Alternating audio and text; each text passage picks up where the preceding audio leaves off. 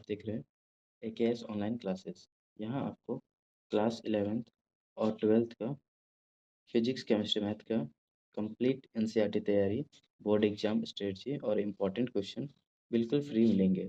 अगर अभी तक चैनल को सब्सक्राइब नहीं किया है तो ज़रूर कीजिए। अब शुरू करते हैं आज का टॉपिक। आज के इस वीडियो में हम लोग देखेंगे position, path length and displacement. ये सब क्या होता है, चलिए समझते हैं। In order to specify position we need to use a reference point, a set of axes and a frame of reference। तो किसी भी ऑब्जेक्ट का पोजीशन को स्पेसिफाई करने के लिए हम लोग यूज करते हैं रेफरेंस पॉइंट, एक्सेस का सेट और फ्रेम ऑफ रेफरेंस। क्लियर है? तो सबसे पहले हम लोग समझते हैं पोजीशन क्या होता है। It is defined as point where an object is situated. ये वो पॉइंट होता है जहाँ पे हम लोग ऑब्जेक्ट को रखते हैं। क्लियर है? Position can be determined by coordinate axis that is marked in unit of length। तो पोजीशन को हम लोग डिटरमाइन कर सकते हैं, निकाल सकते हैं कोऑर्डिनेट एक्सिस में। ठीक है, इसमें लेंथ का यूनिट लेते हैं that has positive and negative direction. और उस एक्सिस पे क्या होता है, पॉजिटिव और नेगेटिव डायरेक्शन होता है।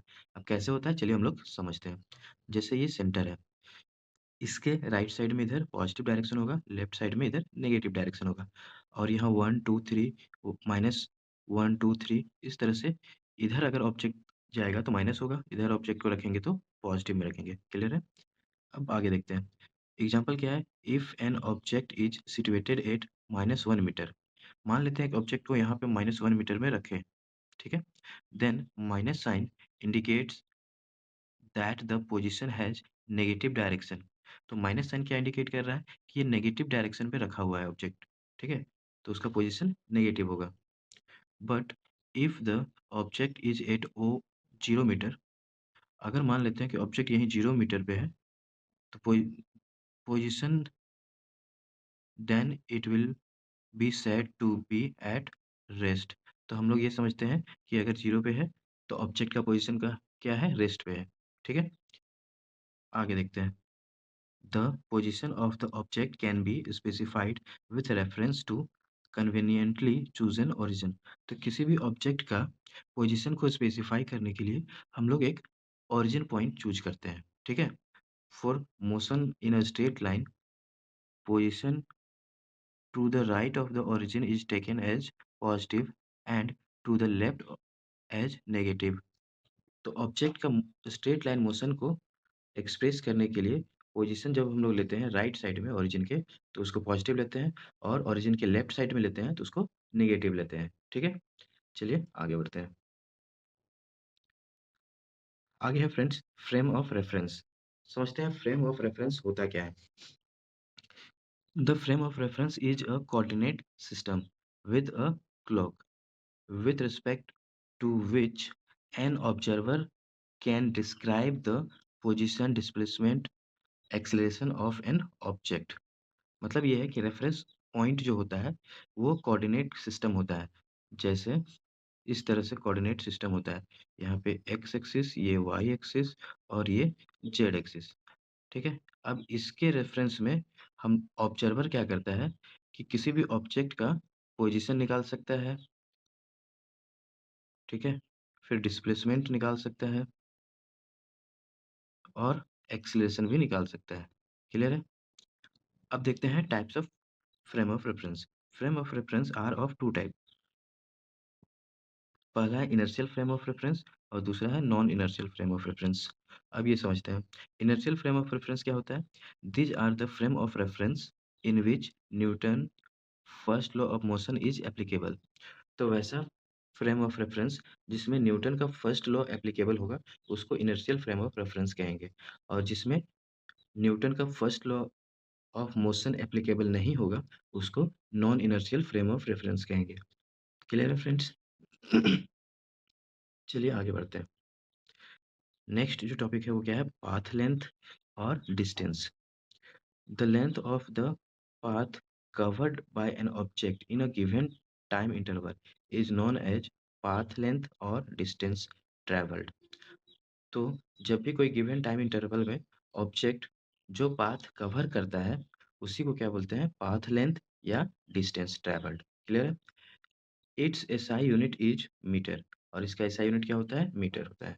अब चलिए एग्जांपल से इसको हम लोग समझते हैं। Suppose an object moves along x axis to a distance of 100 metre from the origin O in time T. मान लेते हैं एक ऑब्जेक्ट जो है वो ओरिजिन ओ से 100 मीटर, मतलब यहाँ पॉइंट ए तक आ जा रहा है एक्स एक्सिस में, ठीक है।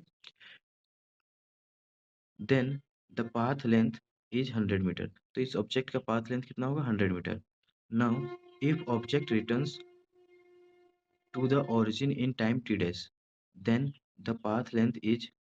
अब क्या हुआ, यहाँ से ऑब्जेक्ट वापस टी डैश में ओरिजिन पे चला गया, तो जब इधर आया था तो 100 मीटर और वापस गया तो 100 मीटर, तो टोटल अगर पाथ लेंथ बोलेंगे तो 100 और 100 200 मीटर हुआ। तो इस तरह से हम लोग पाथ लेंथ को कैलकुलेट करते हैं, ठीक है। चलिए आगे देखते हैं। तो ये एक एग्जांपल है total path length of a scooter, मतलब पाथ लेंथ निकालने के लिए एक एग्जांपल है। चलिए समझते हैं। A scooter is moving along straight line A B cover a distance of 300 metre in 24 second. एक स्कूटर है जो ए से बी जा रहा है, यहाँ पे वो कितना जा रहा है, 300 मीटर और 24 सेकेंड में।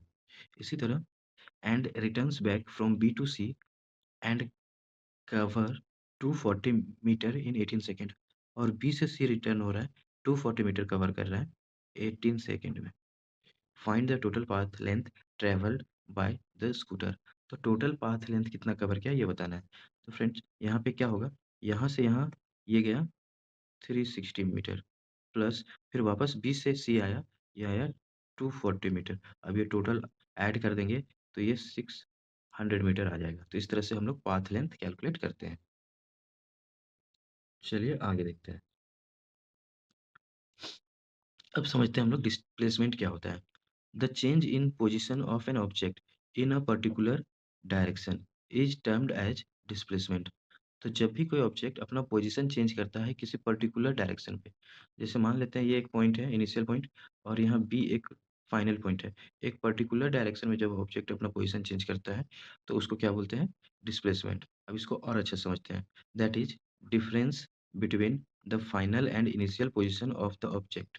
मतलब क्या होता है कि ये फाइनल पोजीशन और इनिशियल पोजीशन के बीच का डिफरेंस होता है। जैसे ये मान लेते हैं इनिशियल पोजीशन x1 है और फाइनल पोजीशन x2 है, तो ये जो डिफरेंस है उसको निकालने के लिए हम लोग डेल्टा एक्स लिखते हैं, x2 माइनस x1। क्लियर है?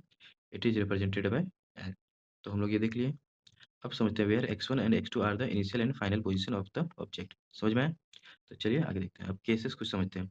If x2 greater than x1, अगर x2 का वैल्यू x1 से ज़्यादा है तो डेल्टा x का जो वैल्यू आएगा ये पॉजिटिव आएगा। अगर x1 बड़ा होगा तो ये वैल्यू नेगेटिव आएगा, और अगर ये दोनों इक्वल है तो डेल्टा x का वैल्यू जीरो होगा। क्लियर है? That is displacement of an object in motion can be positive, negative और जीरो। इसका मतलब ये होता है कि किसी भी ऑब्जेक्ट का जो डिस्प्लेसमेंट होता है जब वो मोशन करता है तो पॉजिटिव भी हो सकता है, नेगेटिव भी हो सकता है और जीरो भी हो सकता है। Displacement is vector quantity and displacement जो होता है वो वेक्टर क्वांटिटी होता है as it possesses both the magnitude and direction. तो डिस्प्लेसमेंट जो होगा वो वेक्टर क्वांटिटी होगा क्योंकि इसमें दोनों होता है, मैग्नीट्यूड और डायरेक्शन। कुछ नोट्स में है वो समझते हैं। The magnitude of displacement may or may not be equal to the path length traversed by an object। मतलब ये है कि जो पाथ लेंथ कवर कर रहा है ऑब्जेक्ट और जो डिस्प्लेसमेंट है वो जरूरी नहीं कि इक्वल हो, इक्वल हो भी सकता है और नहीं भी हो सकता है। दूसरा पॉइंट क्या कहता है, the magnitude of the displacement for course of motion may be zero but the corresponding path length will never be zero. मतलब ये है कि पूरा मोशन के दौरान ऑब्जेक्ट का डिस्प्लेसमेंट जो है वो जीरो हो सकता है, लेकिन पाथ लेंथ जो है वो कभी जीरो नहीं होता है। क्लियर है फ्रेंड्स? चलिए आगे देखते हैं। अब हम लोग देखते हैं difference between distance and displacement. The first difference है length of path is distance. मतलब ये है कि जो पाथ लेंथ कवर करता है ऑब्जेक्ट वही डिस्टेंस है। Magnitude of displacement is the length of the shortest possible path between initial and final position. मतलब इनिशियल पोजीशन और फाइनल पोजीशन के बीच में जो शॉर्टेस्ट डिस्टेंस होगा उसी को क्या कहेंगे, डिस्प्लेसमेंट। क्लियर है? दूसरा पॉइंट देखते हैं। डिस्टेंस मतलब it is a scalar quantity, it is a vector quantity. तो डिस्टेंस जो होता है स्केलर होता है और डिस्प्लेसमेंट वेक्टर होता है। नेक्स्ट पॉइंट समझते हैं। The distance covered by an object for some time interval can not be zero. तो कुछ टाइम इंटरवल पे अगर डिस्टेंस कवर किया जाता है ऑब्जेक्ट के द्वारा तो कभी जीरो नहीं होता है। The displacement of an object can be zero, और डिस्प्लेसमेंट जीरो हो सकता है। नेक्स्ट है the distance travelled bye an object is always positive. तो डिस्टेंस जो ट्रैवल करता है कोई ऑब्जेक्ट तो वो हमेशा पॉजिटिव होता है। डिस्प्लेसमेंट में क्या है, the displacement of an object can be positive, negative and zero. और डिस्प्लेसमेंट पॉजिटिव भी हो सकता है, नेगेटिव भी हो सकता है और जीरो भी हो सकता है। तो चलिए हम लोग एक क्वेश्चन को समझते हैं। क्वेश्चन ये है, a boy start moving from -20 metre towards positive x axis as shown in the figure. देखिए एक बॉय है जो -20 से और ये मूव करना स्टार्ट करता है पॉजिटिव एक्स की तरफ इधर। ही turn at time instant t2 and start moving towards negative x axis. और अब यहाँ पहुँच के t2 पे वो नेगेटिव एक्स एक्सिस की तरफ चलना स्टार्ट करता है। At time t3 he reached at -50 metre. और जैसे ही टाइम t3 पे पहुँचता है यहाँ पे तो वो -50 में पहुँच जाता है मीटर में, as shown in the figure, जैसा फिगर में दिखाया गया है। अब क्वेश्चन ये है, find the displacement and distance for the time interval t1 to t2 and दूसरा नंबर क्वेश्चन है t1 टू t3।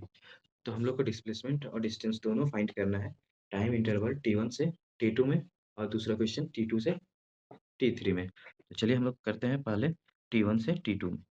तो देखिए फ्रेंड्स यहाँ पे हो क्या रहा है कि जब हम लोग डिस्टेंस कवर करेंगे तो ये -20 से यहाँ 0 पे आएगा तो ये 20 होगा, और फिर 0 से यहाँ ये 40 में पहुँचा तो ये 40 तो ऐड होके 60 मीटर हो जाएगा।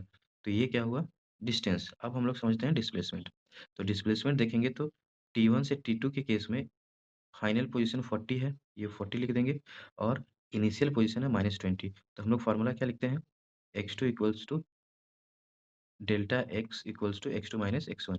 जैसे यहाँ पे रख दिए, x2 है 40 बीच में माइनस साइन, और x1 देखेंगे तो ये -20, तो माइनस माइनस प्लस हो जाएगा, तो ये भी आएगा 60 मीटर। अब ये पॉजिटिव आया, इसका मतलब ये है कि इसका जो डायरेक्शन है ये पॉजिटिव एक्सिस की तरफ है। अब हम लोग समझते हैं दूसरा t1 से t3 की तरफ। तो देखिए यहाँ से ये यहाँ कवर किया तो टोटल 60 मीटर कवर किया। इसी तरह फिर यहाँ t2 से जब ये t3 गया तो यहाँ से यहाँ 60 और इधर 30, ठीक है? तो टोटल 90, फिर 90 कर दिए तो 60 प्लस 90 ये हो गया 150 मीटर। ये हुआ टोटल डिस्टेंस। अब डिस्प्लेसमेंट देखते हैं। तो डिस्प्लेसमेंट जब देखेंगे हम लोग इस केस में, तो देखिए delta x equals to x2 minus x1। अब यहाँ देखिए x2 फाइनली यहाँ पे है तो ये है -50, बीच में माइनस साइन, और x1 जो था वो यहाँ पे होगा इनिशियल पॉइंट, तो ये -20। अब इसको सॉल्व करेंगे तो माइनस माइनस प्लस हो जाएगा, तो -50 प्लस 20 ये हो जाएगा -30 मीटर। तो इसका मतलब ये है कि जो नेगेटिव एक्सिस में -30 मीटर में यहाँ पे इसका डिस्प्लेसमेंट होगा। क्लियर है फ्रेंड्स? तो आज के लिए इस वीडियो में इतना ही। अगर वीडियो आपको अच्छा लगे तो इसको लाइक कीजिए, अपने दोस्तों तक शेयर कीजिए और चैनल को सब्सक्राइब कर लीजिए, जिससे कि आपको इस तरह के और भी वीडियो मिले।